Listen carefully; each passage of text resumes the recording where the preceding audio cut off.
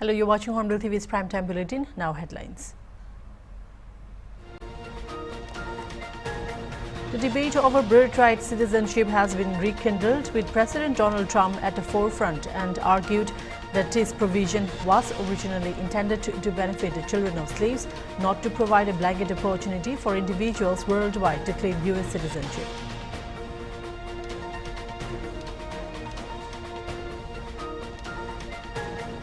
The Aam Aadmi Party is facing a major crisis ahead of the Delhi Assembly elections, with three of its MLAs, Naresh Yadav, Rajesh Rishi and Rohit Kumar Mehrawlia, resigning from the party on Friday.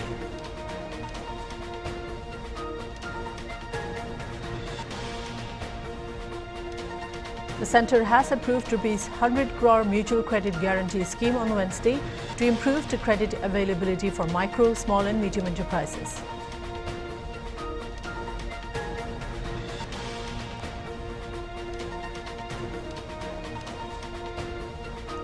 Myanmar's military has prolonged its state of emergency for another 6 months as the country continues to struggle in maintaining control, with intense fighting continuing across the country.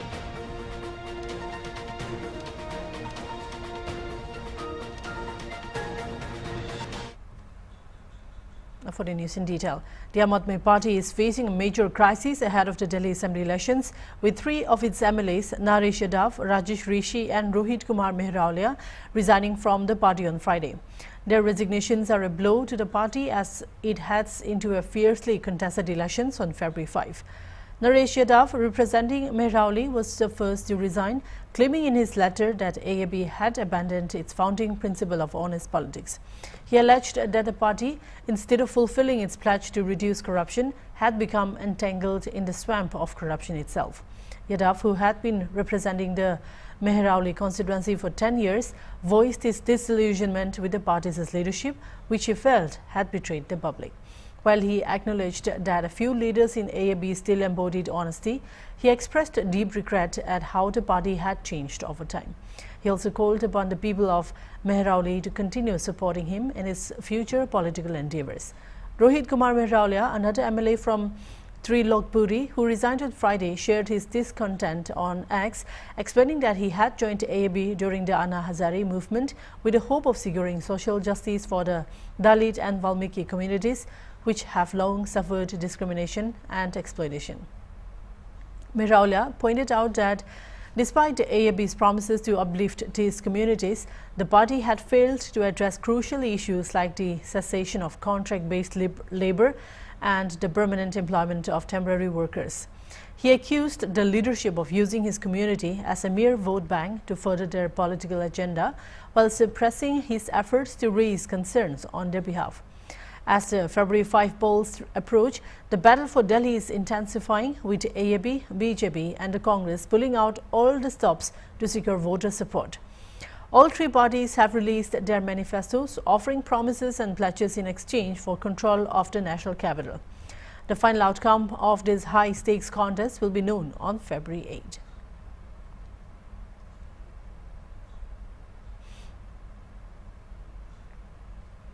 The debate over birthright citizenship has been rekindled, with President Donald Trump at the forefront.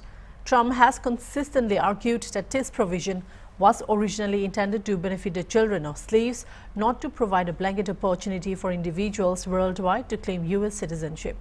Trump emphasized that birthright citizenship was meant for the children of slaves and deemed it a very good and noble provision.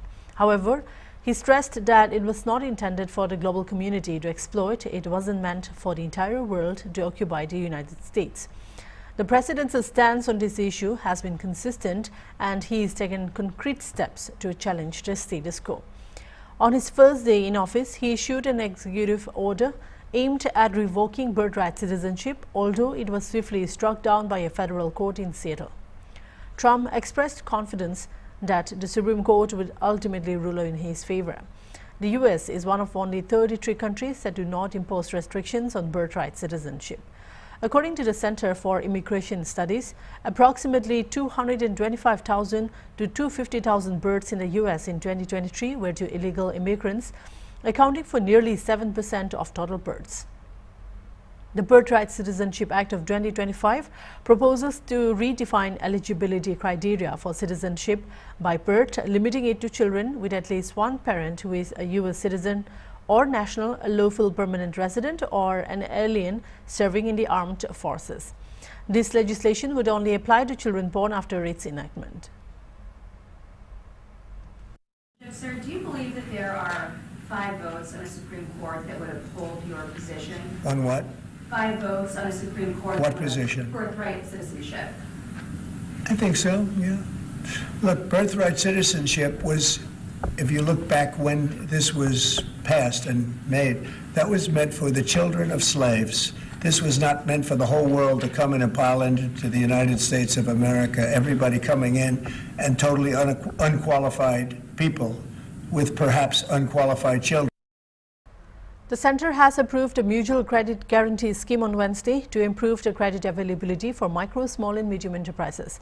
This is aimed to strengthen the manufacturing sector by providing 60% guarantee coverage for loans up to ₹100 crore, specifically for the purchase of plant and machinery or equipment. According to an official statement, the borrower should be an MSME with a valid Udyam registration number, and the loan amount guaranteed should not surpass ₹100 crores. 75% of which should be utilized for the equipment and machinery. For loans up to ₹50 crore, a repayment period of up to 8 years is allowed, with a moratorium on principal payments for up to 2 years. Larger loans may have extended repayment schedules and moratorium periods. Borrowers must pay 5% of the loan amount upfront when applying for the guarantee cover under the scheme, while the annual guarantee fee is waived during the first year and set at 1.5% per annum for the subsequent 3 years. After this period, it will reduce to 1% per annum. The Finance Ministry, in a press release, revealed that the manufacturing sector currently contributes 17% to India's GDP, providing jobs to more than 27.3 million workers. It further added that PM Modi's vision of Make in India, Make for the World aims to increase this share to 25% of GDP.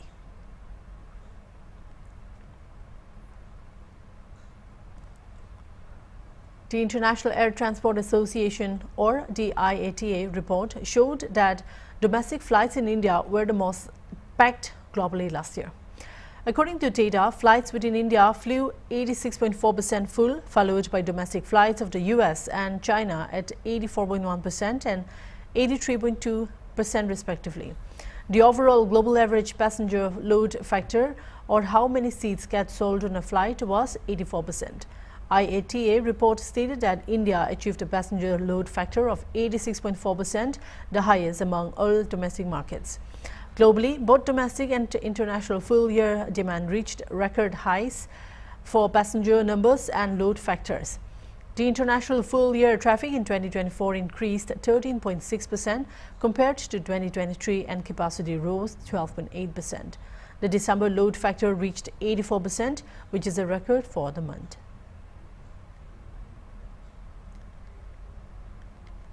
We'll take a short break, so stay tuned.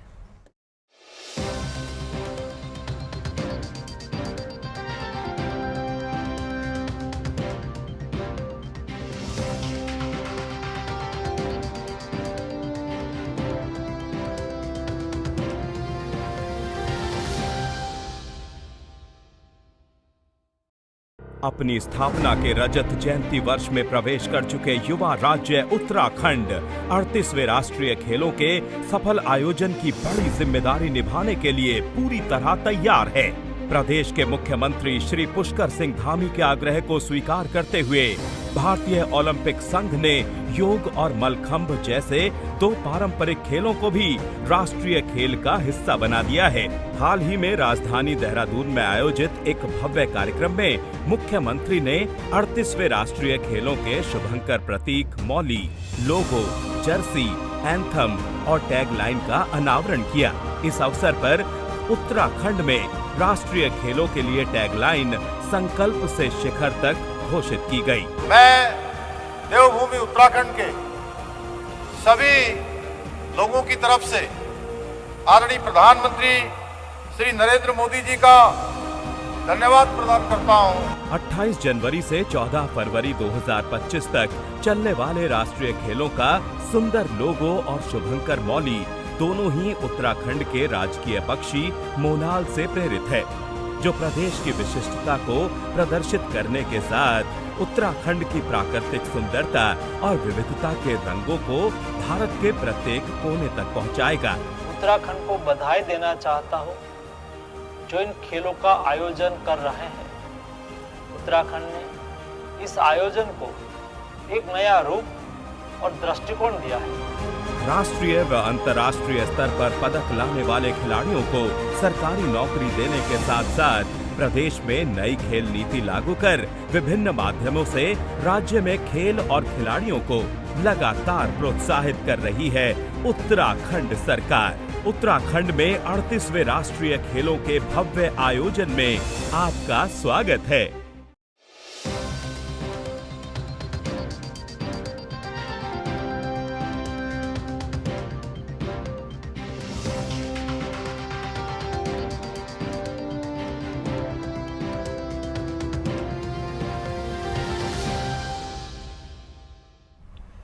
Welcome back. Union Finance Minister Nirmala Sitharaman will present the Union budget tomorrow at 11 a.m. for the fiscal year 2025 to 2026. During the speech, Sitharaman will outline budgetary allocations and revenue expectations for the upcoming financial year in Lok Sabha. After her speech in the lower house, the budget documents will be tabled in the Rajya Sabha. This will be Sitharaman's 8th budget. Before this, she presented 6 annual and 2 interim budgets.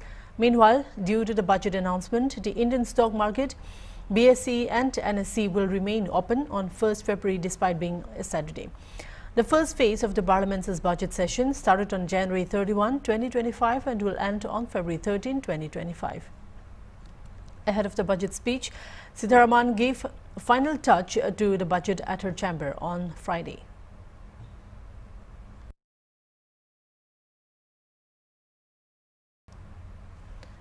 Myanmar's military has prolonged its state of emergency for another 6 months as the country continues to struggle in maintaining control, with intense fighting continuing across the country. The military-led National Defense and Security Council decided to extend emergency rule during a meeting in Naypyidaw on Friday, just a day before the coup's 4th anniversary. According to an official statement, all council members, including the commander-in-chief and the acting president, unanimously agreed to prolong emergency rule under Section 425 of the 2008 Constitution for another 6 months. Notably, on February 1, 2021, the military junta seized power in a coup ousting the elected government of Aung San Suu Kyi, a Nobel laureate. Meanwhile, Amnesty International has urged the international community to take urgent action to ensure accountability for atrocities in Myanmar ahead of the 4-year anniversary of the 2021 military coup. According to Amnesty International, since the 2021 coup, Myanmar's military junta has killed more than 6,000 people, arbitrarily detained more than 20,000 and renewed judicial executions. Over 3.5 million people are internally displaced. Human rights groups have documented the military's torture and other ill treatment of detainees, discriminatory attacks and the denial of the humanitarian aid, which may amount to crime against humanity and war crimes. Myanmar's military junta has carried out widespread and systematic attacks against the civilian population nationwide, bombing schools, hospitals and religious buildings with total impunity. Armed groups fighting the military have also committed human rights violations. While some have pledged to hold perpetrators accountable, it remains to be seen whether these efforts are genuine and can meet international standards, Amnesty International said.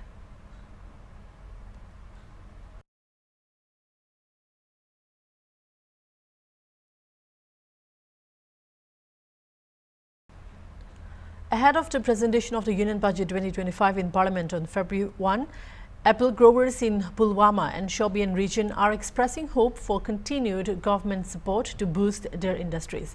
Both apple and dry fruit farming are vital to the local economy, with nearly 90% of the population relying on these sectors for their livelihood.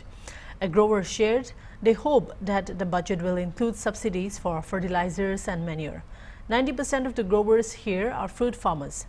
He said that the government has done good work for them in the past and they are optimistic that the government will continue to support them with helpful subsidies.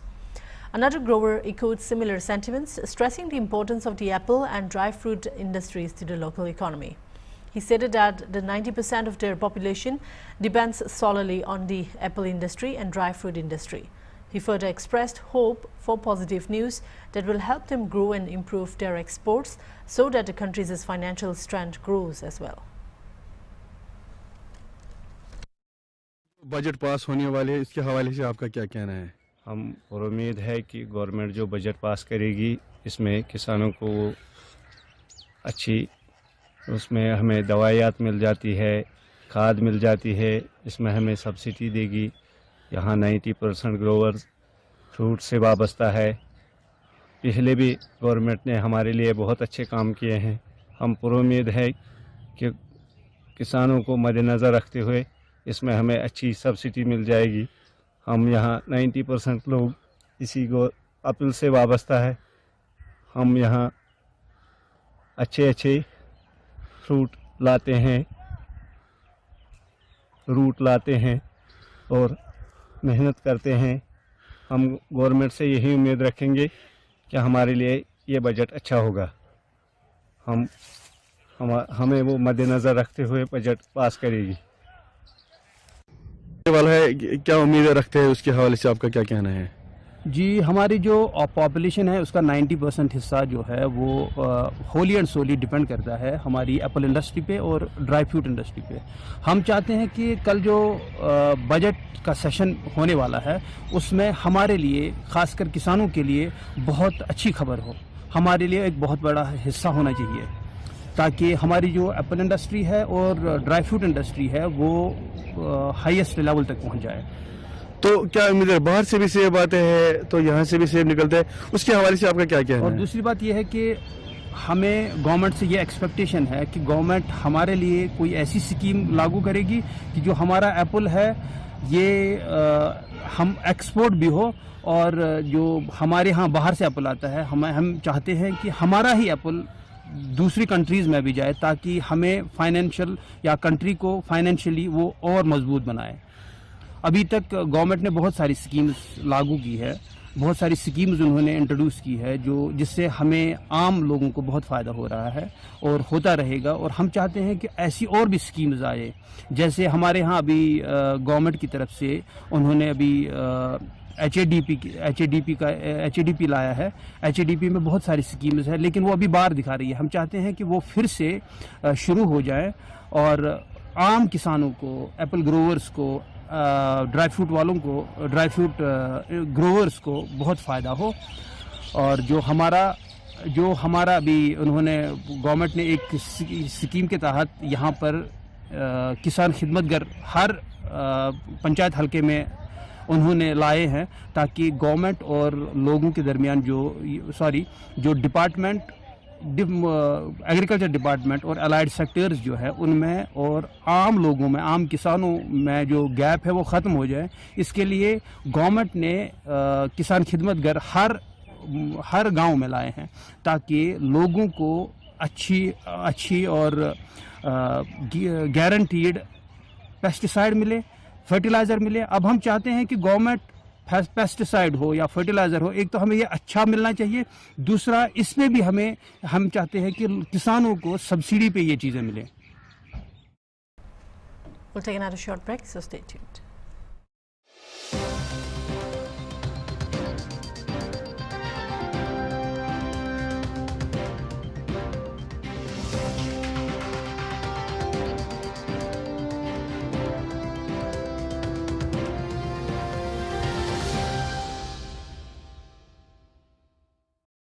तेरह जनवरी पौष पूर्णिमा से 26 फरवरी महाशिवरात्रि तक महाकुंभ 2025 का साक्षी बन रहा है प्रयागराज का संगम तट। 45 दिनों तक चलने वाले पृथ्वी के सबसे बड़े मानव समागम में करोड़ों श्रद्धालु पुण्य की डुबकी लगाकर बन रहे हैं सांस्कृतिक एकता के सहभागी। यशस्वी प्रधानमंत्री नरेंद्र मोदी के मार्गदर्शन और माननीय मुख्यमंत्री योगी आदित्यनाथ के कुशल नेतृत्व से महाकुंभ बना है दिव्य, भव्य, डिजिटल कुंभ सहायक चैटबॉट ने 11 भाषाओं में हर सेवा की जानकारी देकर एकता के महासंगम को बनाया है स्वच्छ, सुरक्षित, सुव्यवस्थित। नए घाट, रिवर फ्रंट रोड, पांटून पुल, फ्लाईओवर, चमचमाती सड़कें, पार्किंग, हजारों बस और ट्रेन, नवीन एयरपोर्ट टर्मिनल, आधुनिक टेंट सिटी जैसी सुविधाओं से पुण्य स्नान हुआ है आसान। महाकुंभ का है अटल संदेश, एकजुट हो अपना देश। ब्लैक टाइगर सीमेंट, कमाल का काम, टाइगर है ना।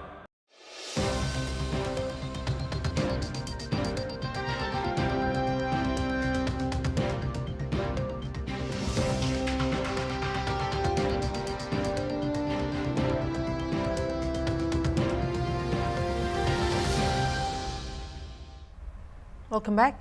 Chief Electoral Officer of the National Capital Territory of Delhi, R. Alice Vaz, on Friday provided key details on the preparations for the upcoming Delhi Assembly elections. Speaking to the media, Vaz highlighted that the Election Commission has made comprehensive arrangements to ensure smooth voting and counting procedures. She said that they have 19 counting centers in 11 districts and a counting plan has been approved by ECI. Till now, 5,848 postal ballots have been cast through home voting. Two counting centers and strong room. We have 19 number of counting centers in 11 number of districts. Our counting plan have been approved by ECI. Till date, 5,848 number of postal ballot cast through home voting facility. This is also called as Vote from Home initiative. It covers a total number of 6,488 senior citizens, aged 85 plus, and 1,051 number of persons with disabilities who opted to vote from home. And this initiative reflects the Election Commission's unwavering commitment to inclusive democracy. And in addition, the postal ballot may 11,329 number of the voter on election duty, they have cast their vote through postal ballot. Wing Commander Subhanshu Shukla, an Indian Air Force officer who was recently chosen as a prime astronaut for Indian Space Research Organization's Gaganyaan mission, has been selected as a pilot for Axiom Mission 4, scheduled for spring 2025. Subhanshu Shukla, a serving IAF officer, will serve as a pilot for AX-4 mission. The AX-4 mission will be commanded by former NASA astronaut Peggy Whitestone, Axiom Space's Director of Human Spaceflight. The two mission specialists are ESA project astronaut Slavos Uznaski-Wisniewski from Poland and Tibor Gabu from Hungary. The AX-4 mission will realize the return to human space flight for India, Poland and Hungary, with each nation's first government-sponsored flight in more than 40 years. Subhanshu Shukla will be India's second astronaut to go to space since 1984. His journey began when he was commissioned into the IAF fighter wing in June 2006. As a combat leader and seasoned test pilot, he boasts an impressive 2,000 hours of flight experience across various aircraft, including the Su-30 MKI, MiG-21, MiG-29, Jaguar Hawk, Dornier and AN-32. His ascent to the rank of Group Captain in March 2024 reflects his exceptional contributions. Question. So we do have certain allowance that we can carry a few items to the International Space Station, and we can decide on some personal items as well as some items that you want to take for your country. And what has been interesting for us is that ISRO has came up with a unique idea. As you understand, that India is a big country with different regions which have their own cultures and very rich history. So they came up with this unique idea, and they consulted a university wherein these students were given task to come up with these ideas from each and every region which represent these various different regions. And I'm not at liberty to give out all the information right now, but I can assure you that we will have a lot of stuff that will represent the regions in particular and India in general, which I will be taking up to the station. That would be honoring my country. NASA astronaut Sunita Suni Williams surpassed a major milestone on January 30, 2025, when she broke the record for total spacewalking time held by former astronaut Peggy Whitestone. The International Space Station shared the news on X. NASA astronaut Suni Williams just surpassed former astronaut Peggy Wheatstone's total spacewalking time of 60 hours and 21 minutes today. Suni is still outside in the vacuum of space, removing radio communication hardware. Williams was outside the ISS during the spacewalk to maintain the state's hardware and collect surface material samples from Destiny Laboratory and Quest airlock for analysis. This spacewalk was part of Expedition 72 and it began at approximately 8 a.m. EST. NASA live-streamed the event on YouTube and their official website, marking the 92nd U.S. spacewalk. Williams, who was wearing the suit with red stripes, was joined by astronaut Butch Wilmore, who wore the unmarked suit. This was Wilmore's 5th spacewalk and Williams' 9th.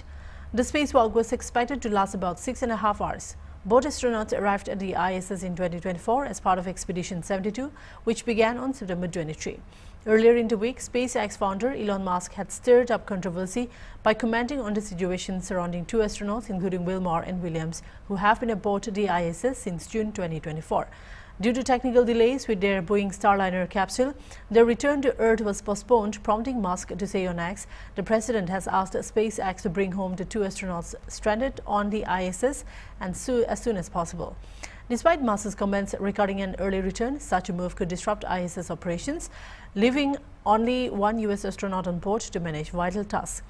As Crew 9's departure nears, the astronauts will stay until March 2025, fulfilling the goals of their extended mission.